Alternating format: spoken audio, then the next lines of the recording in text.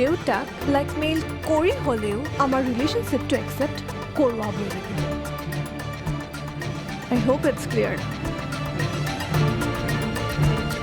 তেখেত অহাৰ কাৰণে তোমাৰ খং উঠি থকাটো স্বাভাৱিক, কিন্তু কথাখিনি নজনাকৈ খং কৰি থকাটো জানো উচিত? সেই মানুহজনে তোমাৰ ৰিপৰ্ট খেলি মেলি কৰিলে, কেঞ্চাৰ নোহোৱাৰ পিছতো তোমাক কেঞ্চাৰ ৰোগী সজালে, গোটেই ঘৰখনক মানসিক অশান্তি দিছে। তাৰ পাছতো সেই মানুহজনৰ লগত তোমাৰ কি কথা থাকিব পাৰে দিতি? প্ৰীতম আৰু অনুষ্কা সৰুকালৰ বন্ধু বান্ধৱী, সিহঁত দুইটা একেলগে কিমান সুখত থাকিলেহেঁতেন। তাতে তাই উচ্চ শিক্ষিতা, এইদৰেতো আৰু অৰ্ধ শিক্ষিতা নহয়। কি কৰিব আৰু, হয়তো অনুষ্কাৰ ভাগ্যতে প্ৰীতম নাছিল। আছিলে, কিন্তু তাইৰ কাৰণেই সম্ভৱ হৈ নুঠিল। মই দাদাৰ লগত কথা পাতিম বাৰু। অকল কথা পতাই নহয়, সৌৰভৰ পৰা কাম কাজবোৰো শিকিবা। দাদাক দেখা নাই নিজৰ দৰমহাৰ টকাকেইটাৰে কেনেকৈ গোটেই ঘৰখন চলাই আছে। তোমাৰে ভাগ্য দিয়া এনেকুৱা এজন ককাইৰে পাইছা।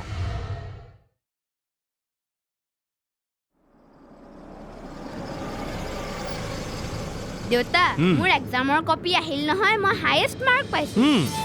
অঁ, কালি স্কুলৰ পৰা আহিয়ে মোক পেপাৰ দেখুৱাইছে, মাৰ্কছবোৰ ঠিকে আছে। টেষ্টৰ দৰে যদি ফাইনেলতো এনেকুৱা মাৰ্কছ আনে, তেনেহ'লে এইবাৰ ক্লাছত আমাৰ জ্ঞানে ফাৰ্ষ্ট হ'ব। মোক খুৰীয়ে কৈছে নহয়, য়েল্ল' মিল্ক খালে বোলে ক্লাছত ফাৰ্ষ্ট হয়। আৰু মই মৰ্ণিঙত পঢ়ি থাকোঁতে খুৰীয়ে মোক সদায় য়েল্ল' মিল্ক খাবলৈ দিয়ে। হয় নেকি? বাহ, পঢ়ালোঁ মই, এক্সামত লিখিলা তুমি, আৰু এতিয়া খুৰীৰ হাতেৰে য়েল্ল' মিল্ক খাইহে তুমি ক্লাছত ফাৰ্ষ্ট হ'লা। হ'ব দিয়া ঋতিকা। কি হ'ব দিয়া? মোৰ ল'ৰাক মই পঢ়ালোঁ আৰু ক্ৰেডিট দিব ধৃতিক। এইটো আকৌ কি কথা হ'ল? মুঠৰ ওপৰত জ্ঞানে এইবাৰ ভাল মাৰ্কছ আনিছে, কেৱল মই ভালকৈ পঢ়োৱাৰ বাবে। ঋতিকা, হ'ব দিয়াচোন, তুমিও যে আৰু সৰু সৰু কথাবোৰত লাগি থাকা।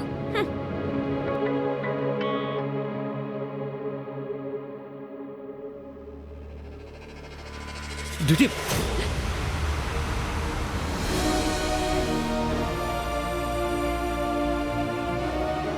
তুমি ডিষ্টাৰ্ব হৈ আছা? নাইতো। মিছা কথা, মই জানো তোমাৰ কি হৈছে।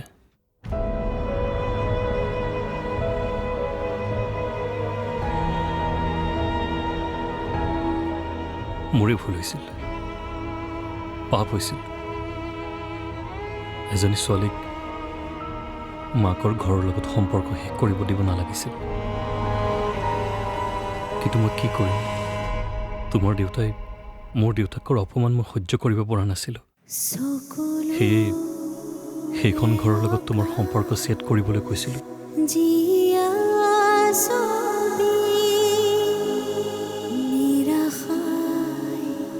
চৰি ডিউটি।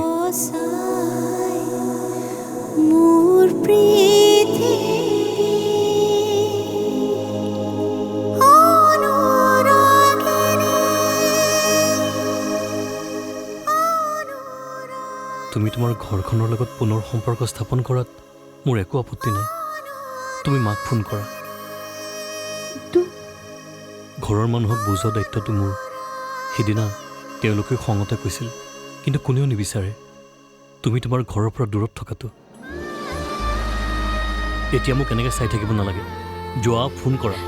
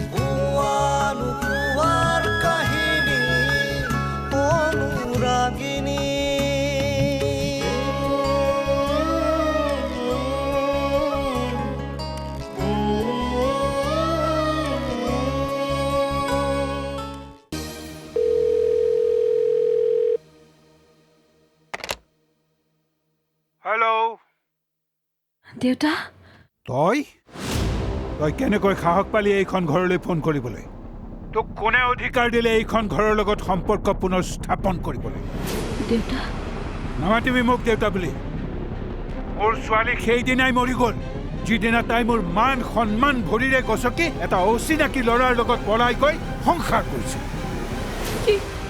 এতিয়া মোৰ এটাই সন্তান সপোন বৰা ইঞ্জিনিয়াৰ সপোন বৰা এইখন ঘৰলৈ তই দ্বিতীয়বাৰ ফোন কৰা সাহস নকৰিবি শাস্তি কিন্তু ভয়ংকৰ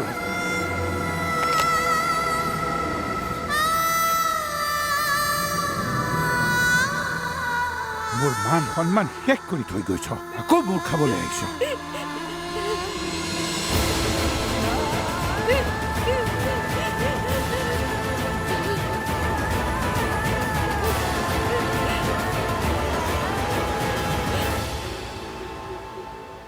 মই ডিচিশ্যন লৈ পেলাইছোঁ আদিত্য কি ডিচিশ্যন জেঠাই সেইখন ঘৰত যিমান দিনলৈকে থাকে মই সেইখন ঘৰলৈ আৰু কেতিয়াও নাযাওঁ কিন্তু জেঠাইৰ কাৰণে তুমি নিজৰ ঘৰখনলৈ নোযোৱাকৈ থাকিব পাৰিবা জানো আৰু জিয়া আমি অফিচত যোৱা টাইমত জিয়াক ক'ত ৰাখিম কোনে চাব তাইক ঘৰত থাকিব এইখন ঘৰত থাকিব তাইক মেইডে চাব মেইডে মানে এজনী কাম কৰা ছোৱালী মোৰ ছোৱালীক চোৱা চিতা কৰিব ৱৰ্কিং মাডাৰৰ ল'ৰা ছোৱালীকতো মেইডেই চাই বেলেগৰ চাব পাৰে মই কিন্তু মোৰ ছোৱালীক কাম কৰা মানুহৰ হাতত এৰি থৈ নাযাওঁ তাইৰ নিজৰ মামাকৰ ঘৰ এখন আছে তাত ইমানবোৰ মানুহ আছে তাই নিজৰ মানুহৰ লগত থাকিব আমি অফিচত থকা সময়খিনি তাই তাত থাকিব নিজৰ মানুহৰ লগত বুজিলা নহয় তুমি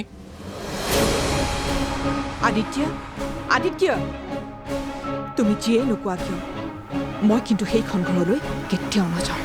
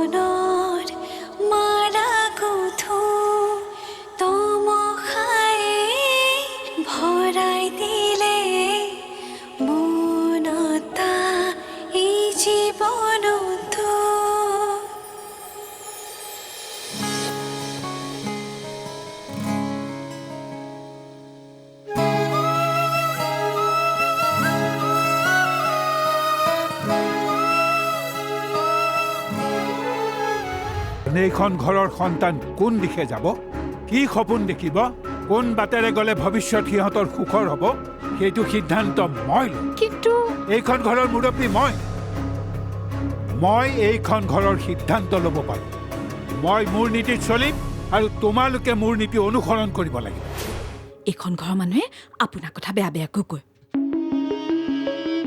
কওক দিয়া কিবা বেয়া দেখিছে চাগে সেইকাৰণে বেয়া বুলি কৈছে আৰু ভুলবোৰ আঙুলিয়াই দিলেহে শুধৰাই ল'ব পাৰে জেঠাৰ কামেই এইটো লোকৰ ভুলবোৰ খুচৰি থকা পোৱাৰ কাহিনী অনুৰাগিনী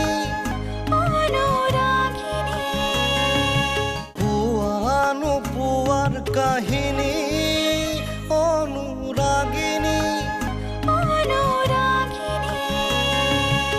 Six friends are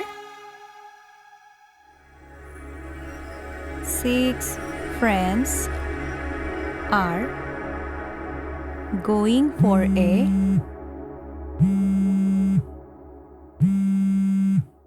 জ্ঞান তুমি তোমাৰ পঢ়াৰ ৰুমত যোৱাচোন অ'কে মা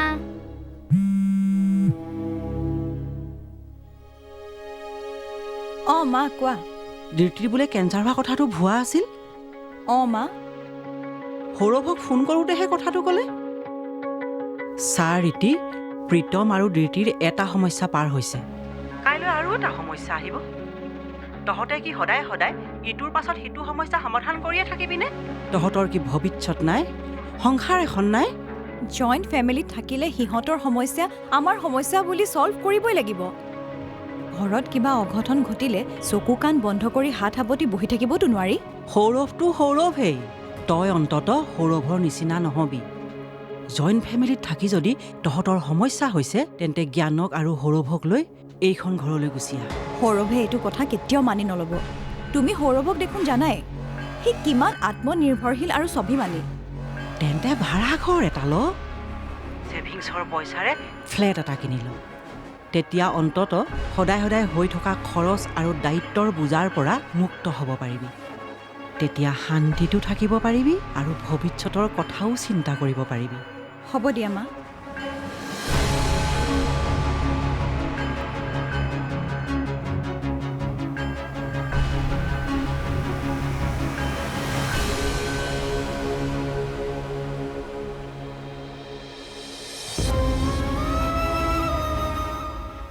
মই যদি জীৱনটো বিচাৰোঁ তুমি বেয়া পাবা নেকি মা?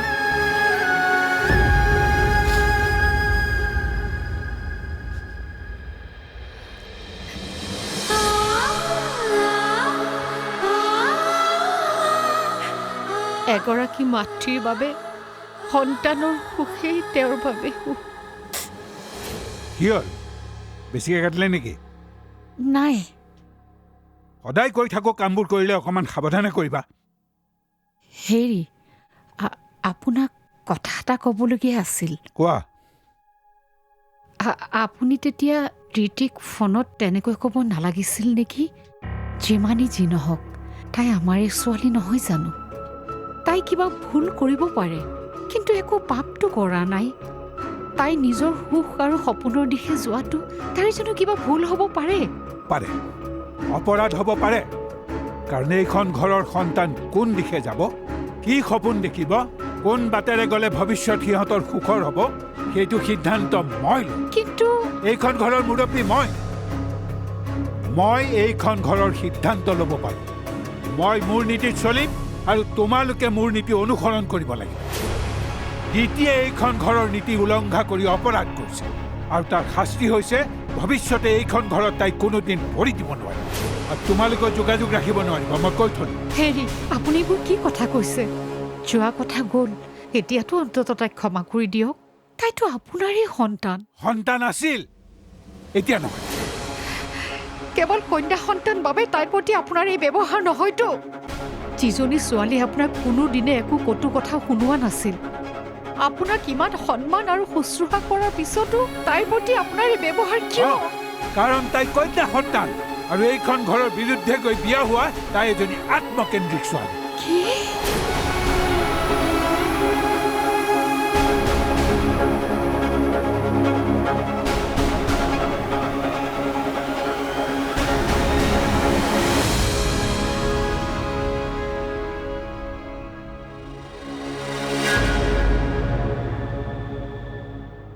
দিনত সেই মানুহজন কিয় আহিছিল প্ৰীতম? কোন লেবৰেটৰী মানুহজন?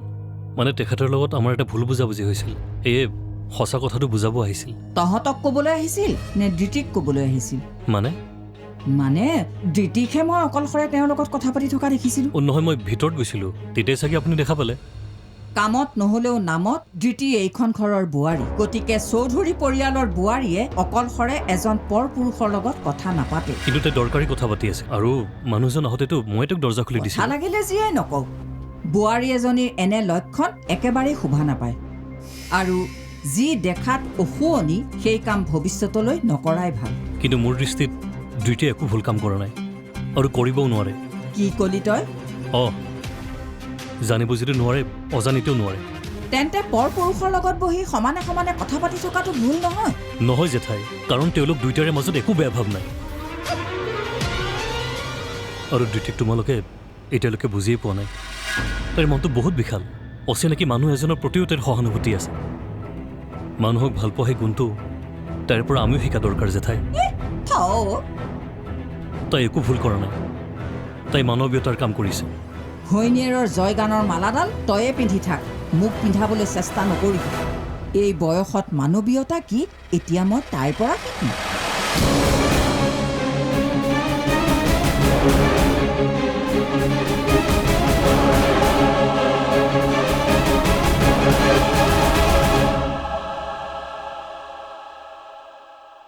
হ'ব এই জেঠাইৰ পৰা অলপ সাৱধানে থাকিব। কিয়? এই জেঠাই বৰ সাংঘাতিক বস্তু, কৰ কথা ক'ত লগাই গমেই নাপাব। ঘৰখনত অশান্তি কৰি খুব ভাল পায়। ধেত, নাপায় নহয় তেনেকৈ ক'ব। জেঠাইৰ কথা বেয়াকৈ ক'লে ভগৱানেও সাওপাত নিদিয়ে দিয়ক। বেয়া মানুহৰ কথা বেয়াকৈ নকৈহে পাইছোঁ। অ'ব, বেলেগ এখন ঘৰত মাহত মোক 15,000 টকা দিম বুলি কৈছে। মই আপোনাৰ কাৰণে এখন ঘৰত কাম কৰি আছোঁ। 15,000? হয়তো আকৌ 15,000।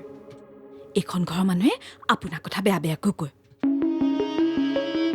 কওক দিয়া, কিবা বেয়া দেখিছে চাগে, সেইকাৰণে বেয়া বুলি কৈছে।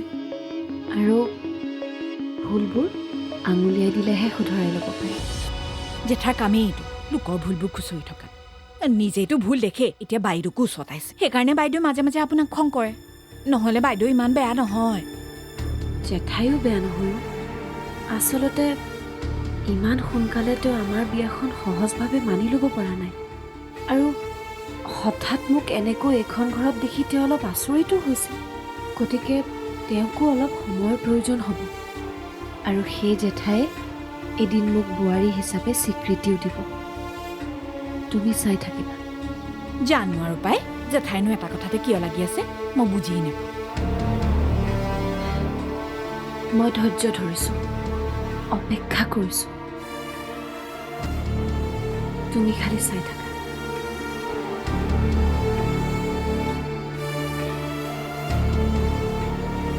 বৌ, জেঠাইৰ মন গলোৱাটো সহজ কাম নহয়। শিলেই কৰি যাব, কিন্তু জেঠাইৰ মন নগলে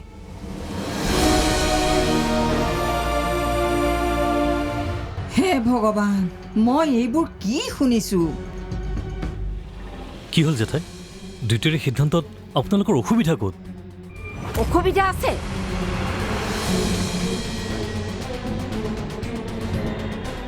এইখন ঘৰত নৰ্তকীৰ কোনো স্থান নাই, কাৰণ এইখন এখন সম্ভ্ৰান্ত লোকৰ ঘৰ। পোৱাৰ কাহিনী অনুৰাগিনী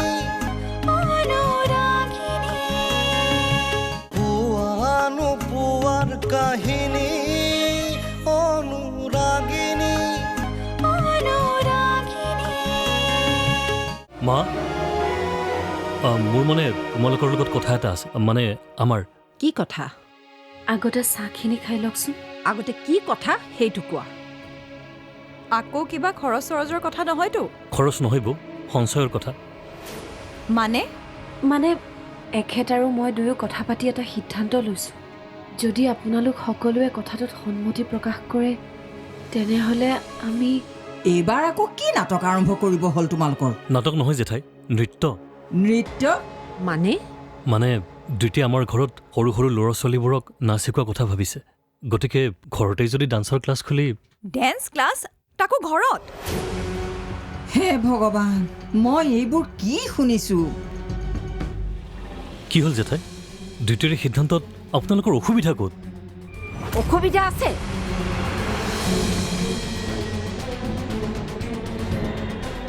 এইখন ঘৰত নৰ্তকীৰ কোনো স্থান নাই, কাৰণ এইখন এখন সম্ভ্ৰান্ত লোকৰ ঘৰ।